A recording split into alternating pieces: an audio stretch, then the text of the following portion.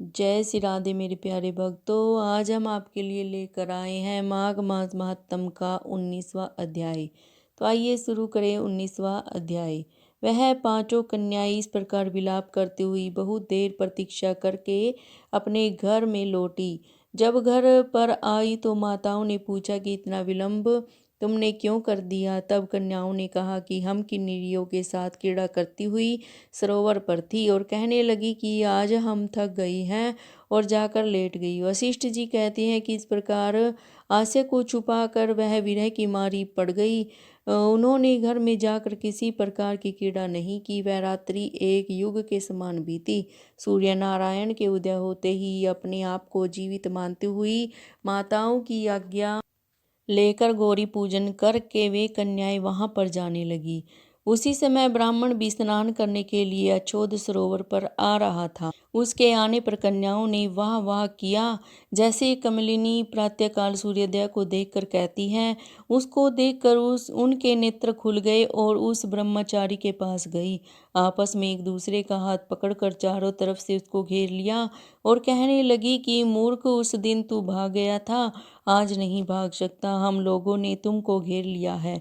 ऐसे वचन सुनकर बाहुपाश में बंधे हुए ब्राह्मण ने मुस्कुराकर कहा, तुमने जो कुछ कहा सो ठीक है, परंतु मैं भी विद्याभ्यासी और ब्रह्मचारी हूँ।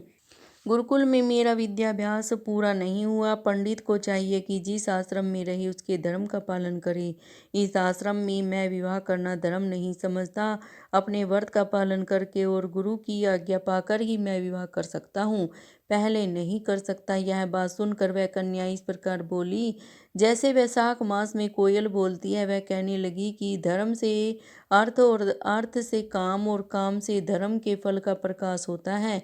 हम काम सहित धर्म की अधिकता से आपके पास आई हैं, सो आप पृथ्वी के सब भोगों को भोगिए। उस ब्राह्मण ने कहा कि तुम्हारा वचन सत्य है, किंतु मैं अपने व्रत को समाप्त करके ही विवाह कर सकता हूँ, पहले नहीं कर सकता। तब वे कन्याएं कहने लगी कि मूर्ख हो, अनोखी औषधि ब्रह्मा बुद्धि रसायन सिद्धि अच्छे कुल की सुंदर नारियां तथा मंत्र जिस समय प्राप्त हो तभी ग्रहण कर लेना चाहिए।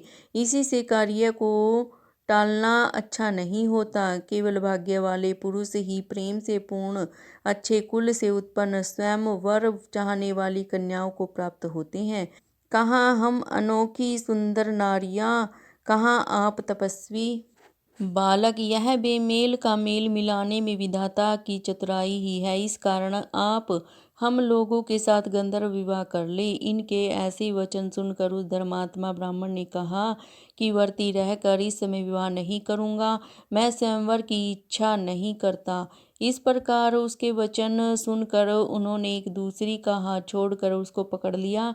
सुशील और सुसवरा ने उसकी भुजाओं को पकड़ लिया। सुतारा ने आलिंगन किया और चंद्रिका ने उसका मुख चूम लिया, परंतु फिर भी वह ब्रह्मचारी विकार रहित और काम की बाधा से पीड़ित नहीं हुआ।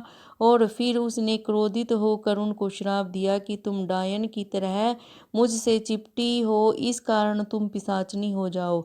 ऐसे श्राप देने पर वह उसको छोड़कर अलग खड़ी हो गई। उन्होंने कहा कि हम निरपराधियों को वृथा क्यों श्राप दिया।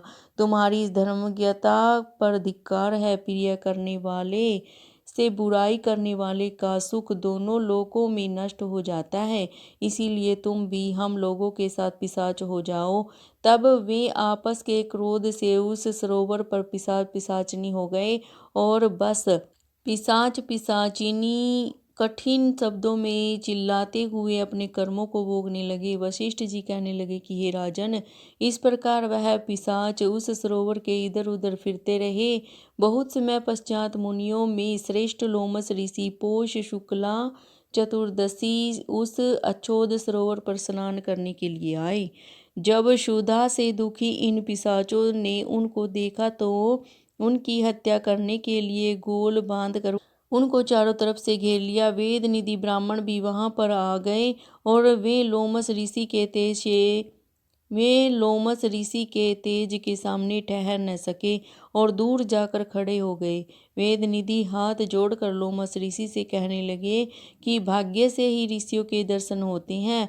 फिर उन्होंने गंधर्व कन्या और अपने पुत्र का परिचय सहित सब वृत्तांत सुनाया और कहा कि हे मुनीश्वर, यह सब ही श्राप मोहित होकर आपके सम्मुख खड़े हैं। आज इन बालकों का निस्तार होगा, जैसे सूर्योदय से अंधेरे का नाश हो जाता है।